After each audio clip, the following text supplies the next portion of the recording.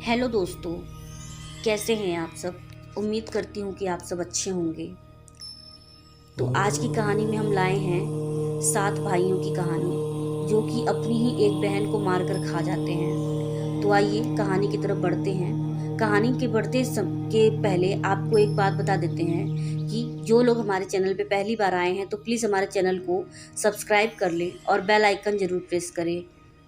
तो आइए शुरू करते हैं। यह सतयुगी कहानी इस प्रकार है। एक राजा के 7 बेटे और एक बेटी थी, जो खुशी खुशी अपना जीवन बिता रहे थे। 7 भाई बहनों में इकलौती छोटी बहन बहुत ही शांत स्वभाव, आज्ञाकारी एवं संस्कारी थी। उनमें उस सबसे बड़े भाई का विवाह हो चुका था। 7 भाइयों में सबसे छोटा भाई एक आंख से अंधा था। छोटे भाई के दिल में अपनी इकलौती बहन के लिए बड़ा प्यार एवं लगाव था। एक दिन बड़े राजकुमार अपनी पत्नी और अपने छोटे भाइयों के साथ लेकर अपने खेतों में काम करने चले गए। चूंकि उस जमाने में खेती बाड़ी आपसी सहयोग से हुआ करते थे, सभी लोग खेतों में काम करने जाने से पहले अपनी छोटी बहन को खाना बनाने का आदेश देकर घर से निकलते हैं। सातों राजकुमार की बहन अकेले घर पर खुशी खुशी सबके लिए खाना बनाने के लिए जंगल से सरौटी साग को तोड़कर लाती है और बड़े प्यार से सरौटी साग की सब्जी बनाने से पहले बैठी सब्जी फल आदि काटने का औजार से साग को काटने लगी।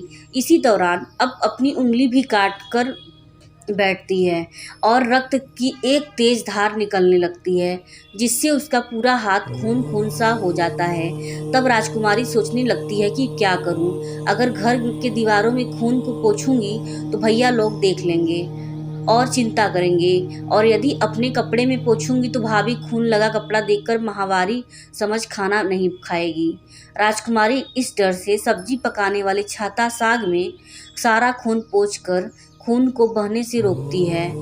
फिर इसी खून से लगे साग को सब्जी बनाती है। जब उसके सारे भाई और भाभी अपने खेत से लौटते हैं तो छोटी बहन हमेशा की तरह सभी के लिए साफ थाली में खाना और मिट्टी के लोटे में पीने की पानी देती है, और सभी एक साथ खाना खाने लगते हैं और पके हुए साग को खाकर खाने की जमकर तारीफ करते हैं। और वे सब अपनी बहन से पूछते हैं कि बहन, तुम्हारे द्वारा बनाया हुआ यह साग बहुत बार खाए हैं, परंतु आज की बनी सब्जी का स्वाद बहुत ही अद्भुत लगा। बताओ ना कैसे और क्या मिलाकर इतना स्वादिष्ट सब्जी बनाई हो। पहले तो राजकुमारी डर से सहम गई कि कहीं भाइयों को पता न चल जाए कि मेरे हाथ की उंगली कट गई है। फिर वह थोड़ा सोचकर बोलती है कि कुछ नहीं भैया, जैसा हमेशा की तरह सब्जी पकाती हूँ वैसे ही तो बनाई हूँ। राजकुमारी अगले दिन सातों भाइयों के अनुरोध पर फिर से एक बार वही छाता साग की सब्जी बनाती है, परंतु भाइयों को पिछले दिनों के जैसा स्वाद नहीं मिला। फिर ऐसा ही अनुरोध 3-4 बार हुआ, लेकिन खून लगे साग का स्वाद उसके मन मस्तिष्क से उतर ही नहीं रहा था। असलियत जानने की जिज्ञासा वश सातों भाइयों का और भाभी ने उससे उस दिन की खाना बनाने का तारीफ जानने की जिद करने लगी। मजबूरन राजकुमारी को सारी घटना बतानी पड़ी। सच्चाई मालूम होने पर 5वां भाई, जो बहुत ही लालची किस्म का था, उसने बाकी भाइयों से कहा कि बहन का खून इतना स्वादिष्ट लगा तो इसका मांस कितना स्वादिष्ट होगा। यह बोलकर सभी भाइयों के बीच चर्चा करने लगता है। सबसे छोटे भाई को छोड़कर बाकी भाइयों ने राजकुमारी को मारकर उसका मांस खाने को राजी हो गए थे। मांस खाने की सोचकर उन सभी के मुंह से लार टपकने लगा। भाइयों के मन में स्वादिष्ट खाना खाने के लिए वे कितना लालची बन गए, इसका आभास राजकुमारी को हो गया कि किस प्रकार उसके भाई उनकी मांस खाने की लालसा रखते हैं। एक दिन सातों भाई शिकार खेलने के बहाने राजकुमारी को लेकर घने जंगल में लेकर जाते हैं, जहां पूर्व से निर्मित 4 केंद्र के वृक्षों पर बने मचान के नीचे पहुंचते हैं, जिस पर अपनी बहन को यह झूठ बोलकर चढ़ने के लिए बोलते हैं कि इस मचान पर जंगली जानवर तुम पर हमला नहीं कर सकेंगे। इस प्रकार सातों भाई अपनी बहन को मचान पर बैठाकर अपना अपना धनुष लेकर शिकार करने का ढोंग करके चले जाते हैं। तब राजकुमारी को पूरा आभास हो चुका था कि आज उसका आखिरी दिन है, लेकिन वह चाहती थी कि उनके भाइयों की इच्छा पूर्ण हो, इसीलिए वह मचान में जाकर बैठ जाती है। केंद्र के वृक्ष के साथ में बांस का बुदा। फिर सभी भाई केंद्र के वृक्ष पर बने मचान से कुछ दूरी पर स्थित टोंगरी छोटा पहाड़ पर अपने अपने धनुष बाण के साथ पहुंचते हैं और एक चट्टान पर बारी बारी से अपने बाणों को तेज धार प्रदान करते हैं। टोंगरी के ऊपर सबसे पहले बड़ा भाई अपने तीर की चट्टान में धार करता है और अपनी बहन पर धनुष से निशाना लगाकर तीर छोड़ता है। तभी राजकुमारी पूरी बातों को समझ जाती है कि भाइयों का क्या इरादा है और अपनी मातृभाषा में गीत को गाने लगती हैं। बिंदु बिंदु दादा छाती ताइक ताइक, अर्थात जान से मारने ही है दादा साहब तो तीर को सीधे मेरे छाती में वार करो, इधर उधर तीर क्यों चला रहे हो। फिर सभी भाई बारी बारी से अपने तीर की धार को तेज करते हैं और राजकुमारी पर निशाना लगाकर तीरों को छोड़ते हैं। छहों भाइयों का निशाना खाली जाता है और सातवां भाई जो सबसे छोटा था वह तीर चलाने से इनकार कर देता है, क्योंकि उसे अपनी छोटी बहन से बहुत लगाव था और धनुष बाण चलाने में सातों राजकुमार में सबसे निपुण था। राजकुमारी जानती थी कि उनके सातों भाइयों में सबसे छोटा भाई दादा बाकियों की तरह लालची नहीं है। छह भाई छोटे भाई पर पूरा दबाव डालते हैं, आदेश देते हैं कि अगर वह तीर नहीं चलाइएगा तो बहन की तरफ उसे भी मार देंगे। फिर छोटा राजकुमार उदास मन के साथ तीर को थोड़ा सी धार कर दूसरी दिशा में तीर को छोड़ने की कोशिश करता है और तीर को धीरे से छोड़ता है। राजकुमारी हर बार की तरह इस बार भी वही गीत गाती है, बिंदु बिंदु दादा छाती ताइक ताइक। इतने में छोटे भाई का तीर सीधे राजकुमारी के सीने को भेद देता है और राजकुमारी की आत्मा शरीर से अलग हो जाती है और उसकी आत्मा उसी स्थान पर भटकने लगती है। तभी वह देखती है कि उसके शरीर का मांस खाने के लिए उसके भाई कैसे लालच करते हैं और सबसे छोटे राजकुमार को जबरदस्ती मार पीट कर उसके शरीर को काटने का आदेश देते हैं। बहन के मांस को पकाने के लिए बहुत सारी सूखी लकड़ी लाने के लिए छोटे राजकुमार को जंगल भेजा जाता है। छोटा भाई जंगल में खोज खोज कर ढेर सारा लकड़ी जमा करता है और सोचता है कि कैसे इतना सारा लकड़ी को ले जाऊंगा। दादा जो रस्सी दिए हैं वो भी 7 टुकड़ों में दिए हैं, उन्हें जोड़ने पर भी यह रस्सी इन लकड़ियों को नहीं बांध पाएगा। देर होने के डर से राजकुमार उदास होकर रोने लगता है और उसकी आंखों से आंसू धरती में गिरने लगती है।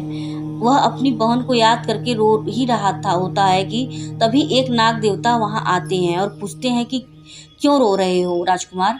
वह इधर उधर देखता है किंतु कोई भी नजर नहीं आता है। फिर राजकुमार को नाग देवता दिखने लगते हैं और राजकुमार नाग देवता को अपनी पूरी आपबीती सुनाने लगता है। फिर नाग देवता उसे कहते हैं कि मैं लकड़ी में रस्सी की भांति लिपट जाता हूँ और तुम जैसे ही लकड़ी वहाँ रखोगे तो मैं धीरे से निकल जाऊँगा। और राजकुमार जैसे ऐसा ही करते हैं। सभी बड़े भाई देखकर चकित रह जाते हैं कि कैसे उनका छोटा भाई रस्सी के 7 टुकड़े होने के बावजूद भी जंगल से इतना सारा लकड़ी लेकर आता है। तत्पश्चात वे लोग अपने छोटे भाई को पानी लाने के लिए एक घड़ा में 7 छेद कर भेज देते हैं। एक छोटा राजकुमार पानी लाने के लिए एक डांडी छोटा कुआं में जाता है और घड़े में पानी भरता है, परंतु उसमें छेद होने के कारण सारा पानी गिर जाता है और राजकुमार वहीं बैठकर सोच कर रोने लगता है कि बिना पानी के वापस जाऊंगा तो बड़े भैया लोग मार पीट करेंगे। यह सारी घटना को डांडी के मेढक, केकड़ा और मछली वह देख रहे थे और वे तीनों राजकुमार को रोता देखकर पूछते हैं कि क्यों रो रहे हो। फिर राजकुमार उन्हें अपनी आपबीती को विस्तार से बतलाता है और कहता है कि मैं अपनी प्यारी बहन के शरीर का मांस कैसे खा सकता हूँ, नहीं खाऊंगा तो बड़े भैया लोग मार पीट करेंगे। तब मेंढक कहता है कि तुम परेशान मत हो, अब हम सब मेंढक घड़ा के छेद में चिपक जाते हैं। फिर मछली और केकड़ा बोलते हैं कि तुम हमें लेकर चलो, तुम्हारे भाई जब राजकुमारी के मांस को खाएंगे तब तुम मछली को खाना और जब वे हड्डी को खाएंगे तब तुम केकड़ा को खाना, बड़े भाइयों को शक नहीं होगा। फिर राजकुमार ने बिल्कुल वैसा ही किया जैसे केकड़े और मछली ने कहा था। रात को जब राजकुमारी का पका हुआ मांस खाने को परोसा गया तब बड़े भाइयों से छुपाकर वह मांस को दीमक के टिलहे में डाल देता है और समय बीतने पर वह वहाँ बांस का एक बड़ा बूढ़ा झुंड उगता है। इस घटना के वर्षों बाद एक भीख मांगने वाला जोगी उसी बासौदा के पास से गुजर रहा था और वह सुंदर सुंदर बांस के बुदा को देखकर सोचता है कि अगर इतने सुंदर बांस के से केंद्रा वाद्य यंत्र बनाया जाए तो कितना सुरीला धुन निकलेगा। उसी क्षण बांस से आवाज आती है, ना काट काट रे जोगी, ई तो लागे भैया रोपल बांस। जोगी फिर भी बांस को काटता है। जोगी इसी उद्देश्य से एक मोटा बांस का टुकड़ा काट कर ले जाता है कि इस बांस का आवाज इतना सुंदर है, यदि केंद्रा बनाएंगे तो कितना मधुर आवाज निकलेगा।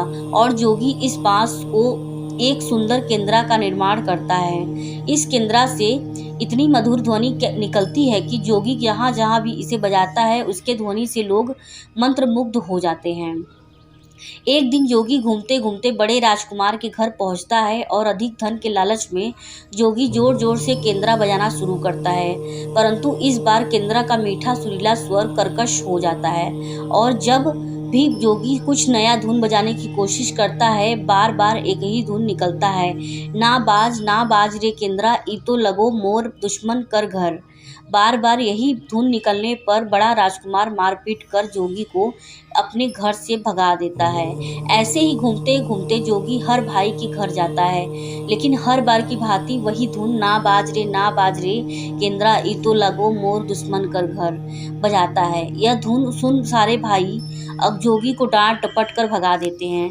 सबसे अंत में जोगी छोटे राजकुमार के घर पहुंचता है। छोटे भाई के घर के आंगन में प्रवेश करते ही केंद्रा खुद ही बजने लगता है, जोर जोर से बाज रे केंद्रा, ई तो लगो मोर छोट भैया कर घर। बड़ा ही मधुर मीठे स्वर का धुन सुनकर छोटा राजकुमार चंद्राकर मोहित हो जाता है और यह धुन सुनकर छोटे राजकुमार से रहा नहीं गया और जोगी से केंद्रा की मुंह मांगी सोने की मोहरें देकर उसे खरीद लेता है तथा जोगी को अच्छे से मेहमान नवाजी कर अच्छे से विदा कर दिया जाता है। धीरे धीरे समय बीतता है और छोटे राजकुमार अपने काम से कुछ दिनों के लिए बाहर जाते हैं। जब वह वापस लौटता है तो देखता है कि उसका कमरा बहुत सुंदर ढंग से सजा हुआ है और घर के सारे बर्तन अच्छे तरीके से रखे हुए हैं। तब छोटा राजकुमार सोचता है कि हमेशा मेरे कमरे की साफ सफाई घर के नौकर करते हैं, लेकिन कभी भी इतना सुंदर सजाया नहीं गया है। फिर राजकुमार अपने नौकरों से पूछता है कि मेरे कमरे को इतना सुंदर किसने सजाया है। नौकरों के मना करने पर राजकुमार सोचते हैं कि शायद कोई भाभी आई होगी और मेरे कमरे को सजा कर गई होगी। जब भी राजकुमार घर से बाहर काम के लिए जाते हैं, यही घटना हर बार देखने को मिलती है और लगातार होने के कारण राजकुमार के मन में जानने की जिज्ञासा उमड़ने लगती है कि आखिर मेरे घर को इतने सुंदर ढंग से कौन सजावट करता है। वह अपने भाइयों तथा भाभियों से पूछता है और वे लोग भी सजावट करने की बात से साफ मना कर देते हैं। एक दिन राजकुमार सच्चाई पता लगाने के लिए किसी काम का बहाना कर बाहर जा रहे हैं, बोलकर निकलते हैं और छुप कर पुनः वापस आकर अपने कमरे में रखे खजूर के गोल मोड़े हुए चटाई के अंदर छुप जाते हैं। कुछ समय इंतजार के बाद राजकुमार देखते हैं कि एक खूबसूरत सी लड़की केंद्रा से निकलकर कमरे के अंदर आती है और सारे कमरे की सफाई कर वापस उसी केंद्रा में समा जाती है। यह देख राजकुमार की आंखें खुली रह जाती है, क्योंकि उस लड़की की शक्ल राजकुमार की छोटी बहन की जैसे ही होती है। राजकुमार अगले दिन फिर से एक बार उसी प्रकार में छुप जाते हैं और जैसे वे सुंदर लड़की पूरे कमरे की सफाई का काम खत्म कर वापस केंद्रा में जाने वाली होती है, तब छोटे राजकुमार उस लड़की का हाथ पकड़ लेते हैं और तुरंत केंद्रा को जला देते हैं, जिसके बाद वह लड़की हमेशा के लिए मानव रूप में परिवर्तित हो जाती है और दोनों भाई बहन खुशी खुशी अपना जीवन जीते हैं। आज भी हर गांव में आषाढ़ी पूजा के दिन बकरा कटता है और पूरे गांव के घरों में प्रसाद रूप स्वरूप बकरा का मांस खाया जाता है और सतबैनी नामक पूजा स्थान पर वही सरौटी साग को चढ़ाया जाता है। दोस्तों, अगर हमारी वीडियो आपको अच्छी लगे तो प्लीज़ हमारे वीडियो को लाइक ज़रूर करें, कमेंट ज़रूर करें और हमारे चैनल पे पहली बार आए तो प्लीज़ हमारे चैनल को सब्सक्राइब करके बेल आइकन ज़रूर दबाएं। फिर मिलते हैं नेक्स्ट वीडियो में, तब तक के लिए जय माता दी। हर